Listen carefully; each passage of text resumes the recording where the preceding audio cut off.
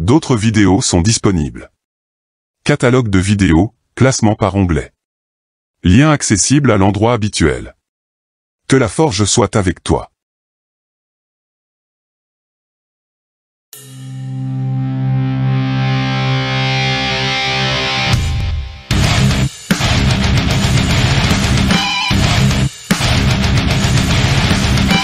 Mes respects à tout le monde, bienvenue dans la forge du Quantum. Aujourd'hui, atelier MAN numéro 37, les limites de suite numérique. Et on commence sans plus attendre par voir l'utilité de cet outil que tu vas devoir utiliser pendant l'intégralité de ta scolarité au lycée, et même après. C'est parti.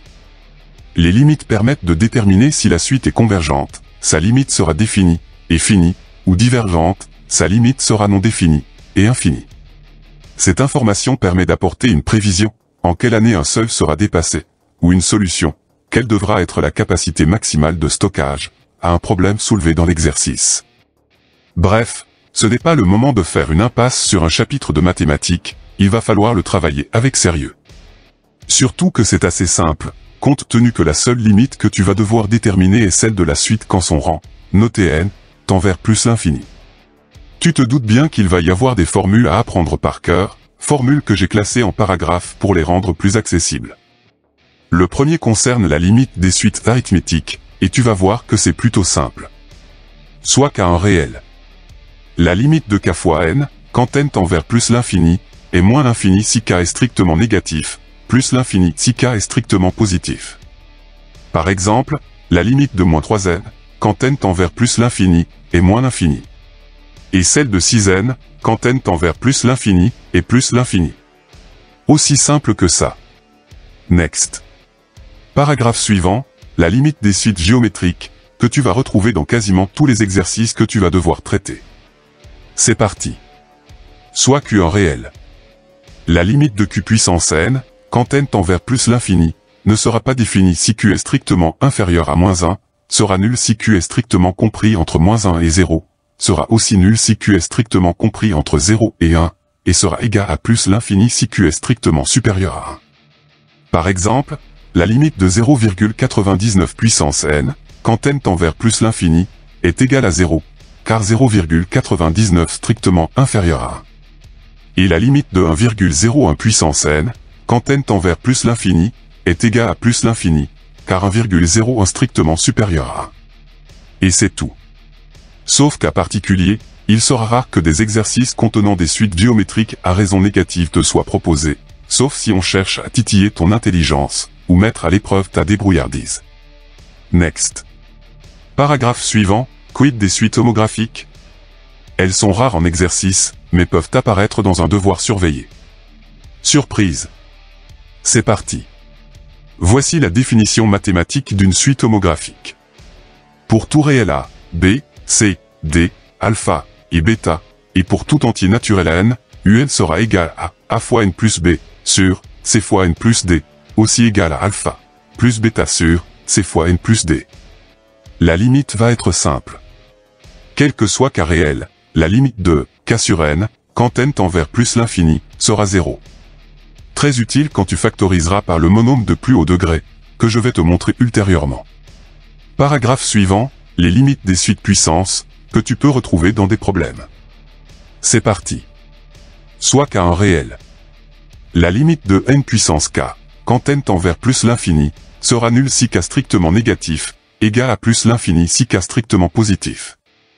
Par exemple, la limite de n au carré, quand n tend vers plus l'infini, est égale à plus l'infini. Par contre, la limite de 1 sur n au cube, quand n tend vers plus l'infini, aussi égale à la limite de n puissance moins 3, quand n tend vers plus l'infini, sera nulle. Next. Paragraphe suivant, d'une très grande importance, concerne les formes indéterminées, c'est-à-dire les limites qui ne peuvent pas être déterminées sans ambiguïté. C'est parti. Elles sont au nombre de 4. L'infini moins l'infini. 0 fois l'infini. 0 sur 0. L'infini sur l'infini. À apprendre par cœur. Tu dois les reconnaître avec certitude et sans tergiverser. Pour lever l'indétermination, la seule technique simple à utiliser est la factorisation par le monôme de plus haut degré. Non, ce n'est pas une incantation mystique que tu vas devoir faire sur ta feuille, mais une simple factorisation. Je vais te montrer avec un exemple. Soit la suite un égale à n au carré, moins 2n, plus 3. Par définition, la limite de n au carré, quand n tend vers plus l'infini, et celle de moins 2n plus 3, quand n tend vers plus l'infini, et moins l'infini. Par somme, la limite de la suite est une forme indéterminée, l'infini moins l'infini. Donc, pour lever cette indétermination, tu vas factoriser l'expression de la suite par n au carré, le monombre de plus haut degré, ce qui va donner n au carré, facteur de 1, moins 2 sur n, plus 3 sur n au carré. Par définition, la limite de n au carré, quand n tend vers plus l'infini, celle de 1 moins 2 sur n, quand n tend vers plus l'infini, et 1, et celle de 3 sur n au carré, quand n tend vers plus l'infini, et 0. Par somme et produit, la limite de un, quand n tend vers plus l'infini, et donc plus l'infini. Trop simple, n'est-il pas? Encore faut-il maîtriser avec perfection la factorisation, et tu trouveras de quoi t'entraîner dans le catalogue de vidéos, onglet Mandelbrot. Next. Paragraphe suivant, le théorème des gendarmes, bien pratique quand tu peux encadrer une suite pour déterminer sa limite. C'est parti. Appelé aussi, théorème de la limite par encadrement, il permet de déterminer la limite d'une suite encadrée par deux autres suites de même limite. Graphiquement, tu auras ça. La suite un, en rouge, encadrée par la suite vn, en dessous d'elle, et la suite wn, au-dessus d'elle. Algébriquement, comment ça se présente? Soit un, vn, et wn, trois suites définies sur l'ensemble des entiers naturels, avec vn inférieur ou égal à un, inférieur ou égal à wn. Si la limite de vn, quand n tend vers plus l'infini, est le réel noté grand L, et que la limite de wn, quand n tend vers plus l'infini, est encore le réel grand L, alors la limite de un, quand n tend vers plus l'infini, sera aussi grand L. Je vais te donner trois limites particulières, que tu dois apprendre par cœur, et qui vont te permettre de pouvoir encadrer les suites vues au lycée pour déterminer leurs limites. Quel que soit n entier naturel, la limite de cosinus de n, quand n tend vers plus l'infini, sera comprise entre moins 1 et 1, tout comme la limite de sinus de n, quand n tend vers plus l'infini, et celle de moins 1, puissance n, quand n tend vers plus l'infini. Un petit exemple te permettra de comprendre quand et comment appliquer ce théorème. Soit la suite un, égale à 2, plus, moins 1 puissance n, sur n. Par définition, tu sais que la limite de, moins 1 puissance n, quand n tend vers plus l'infini est comprise entre moins 1 et 1. En divisant chaque terme de l'inéquation par n, puis en ajoutant 2, tu peux écrire que 2 plus moins 1 sur n, inférieur ou égal à 2 plus, moins 1 puissance n, sur n, inférieur ou égal à 2 plus 1 sur n. Tu réduis pour obtenir 2, moins 1 sur n, inférieur ou égal à un, inférieur ou égal à 2, plus 1 sur n. D'après le théorème des gendarmes, et sachant que la limite de 1 sur n, quand n tend vers plus l'infini, est nulle, la limite de la borne gauche est 2, tout comme la limite de la borne droite, donc la limite de un, quand n tend vers plus l'infini, est 2. Next. Paragraphe suivant, la minoration d'une suite, qu'est-ce que c'est? Comme tu t'en doutes, c'est une définition à connaître par cœur. C'est parti. Une suite est minorée si elle est supérieure ou égale à une valeur, notée petit m. L'écriture mathématique est la suivante. Un supérieur ou égal à petit m est équivalent à un minoré.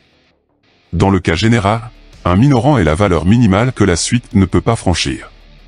Attention! Le minorant petit m n'est pas forcément la limite, notée grand L, de la suite. Quel que soit un entier, grand L réel et petit l réel, grand L supérieur ou égal à petit m. Next. Paragraphe suivant, la majoration d'une suite, qu'est-ce que c'est? Comme tu t'en doutes, c'est non seulement l'opposé de la minoration, mais aussi une autre définition à connaître par cœur. C'est parti. Une suite est majorée si elle est inférieure ou égale à une valeur, notée grand M. L'écriture mathématique est la suivante. Un inférieur ou égal à grand M est équivalent à un majoré. Dans le cas général, un majorant est la valeur maximale que la suite ne peut pas franchir. Attention! Le majorant grand M n'est pas forcément la limite, notée grand L, de la suite. Quel que soit un entier, grand L réel et grand N réel, grand L inférieur ou égal à grand M. Next. Paragraphe suivant, le bornage, qu'est-ce que c'est? Comme tu t'en doutes, c'est non seulement lié à la minoration et la majoration, mais encore une définition à connaître par cœur. C'est parti. Une suite est bornée si elle est minorée et majorée. L'écriture mathématique est la suivante. Petit n inférieur ou égal à un, inférieur ou égal à grand N, est équivalent à un borné. Next. Paragraphe suivant, la convergence d'une suite, qu'est-ce donc? Comme tu t'en doutes, c'est non seulement lié à la minoration et la majoration, mais aussi une nouvelle définition à connaître par cœur. C'est parti. La suite sera convergente si elle est décroissante et minorée, donc supérieure à petit m, ou croissante et majorée, donc inférieure à grand M. Et c'est tout. Next. Paragraphe suivant, le théorème du point fixe, abordé furtivement dans le précédent atelier. Rien de bien compliqué, comme tu vas le constater. C'est parti. Appelé aussi théorème du point invariant, il est utilisé dans le cas de détermination d'une limite de suite avec sa forme de récurrence. En ayant eu n plus 1 en fonction de un, comment algébriquement déterminer la limite, notée grand L? Parce que graphiquement, c'est simple. Tu as la fonction, en vert, tu traces la droite d'équation y égale à x, en rouge, le point de croisement entre la courbe et la droite et le point fixe, dont l'abscisse donnera la valeur de la limite grand L. Certes, la précision de cette limite dépendra de la précision de l'axe horizontal, mais c'est déjà pas mal. Seulement, en mathématiques, les approximations ne sont pas appréciées, il faut toujours viser juste. Et je vais te montrer comment faire. Soit la suite un, définie par un plus 1, égale à un plus 2, sur 3 un, et u0 égale à 2. On admet que quel que soit n entier naturel, un strictement positif et converge vers une limite réelle, notée grand L. Pour déterminer la limite de cette suite, on pose que si la limite de un, quand n tend vers plus l'infini, est égale à grand L, alors la limite de n plus 1, quand n tend vers plus l'infini, est aussi égale à grand L. Logique, si la suite tend vers une limite, tous ses rangs vont tendre vers cette limite. Au voisinage de l'infini, n plus 1 et un sont remplacés par grand L, ce qui va donner grand L égale à grand L plus 2, sur 3 grand L. Changement de page, recopiage de l'expression, tu mets tout sur le même dénominateur, puis tu le vires, tu fais tout passer du même côté, et tu auras 3 grand L au carré, moins grand L, moins 2, égale à 0. C'est une équation du second degré, donc utilisation du discriminant pour la résoudre. A égale à 3, B égale à moins 1, C égale à moins 2, delta est égal à B au carré moins 4AC, calcul, et delta est égal à 25. Delta positif, donc deux solutions réelles et distinctes. La première, notée grand L1, est égale à moins B moins racine carrée de delta, sur 2A, remplacement par les valeurs numériques, et grand L1 est égal à moins 2 tiers.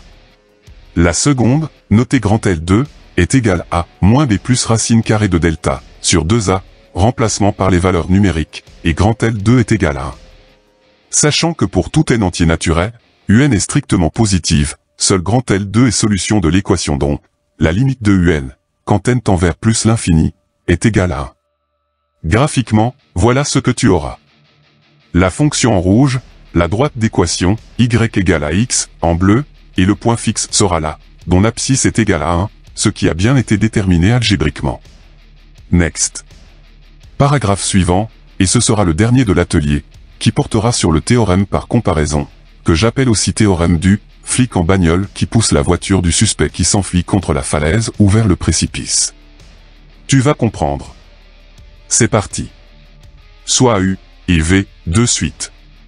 Pour tout n entier naturel, si un inférieur ou égal à Vn, et limite de un, quand n tend vers plus l'infini, est égal à plus l'infini, alors la limite de Vn, quand n tend vers plus l'infini, sera aussi égale à plus l'infini. De plus, si un inférieur ou égal à Vn, et limite de Vn, quand n tend vers plus l'infini, est égal à moins l'infini, alors la limite de un, quand n tend vers plus l'infini, sera aussi égale à moins l'infini. La logique est simple, il est impossible pour un objet mathématique d'avoir sa limite supérieure à plus l'infini, donc toute limite de suite supérieure à plus l'infini sera égale à plus l'infini. De même, il est impossible pour un objet mathématique d'avoir sa limite inférieure à moins l'infini, donc toute limite de suite inférieure à moins l'infini sera égale à moins l'infini. Un petit exemple pour illustrer le propos. soit la suite UN, égale à 2n plus, moins 1 puissance n, sur n. Par définition, tu sais que la limite de, moins 1, puissance n, quand n tend vers plus l'infini, est comprise entre moins 1 et 1.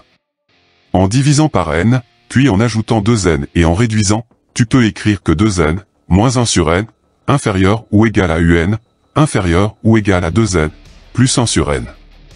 Par définition, la limite de 1 sur n, quand n tend vers plus l'infini, est égale à 0, donc la limite de 2n moins 1 sur n, quand n tend vers plus l'infini, est plus l'infini.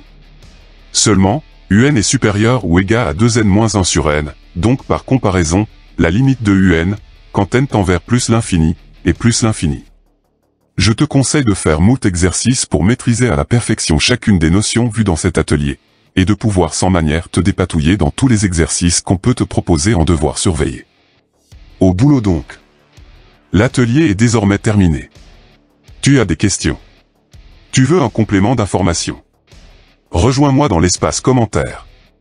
Le cours complet en PDF, librement téléchargeable, est disponible dans la description de cette vidéo. Le tutoriel de travaux dirigés intitulé Forge MAN #037, limite de suite numérique, est accessible, le lien est en description. Je t'explique comment forger des exercices dans les règles de l'art. À tout de suite. Tchuss.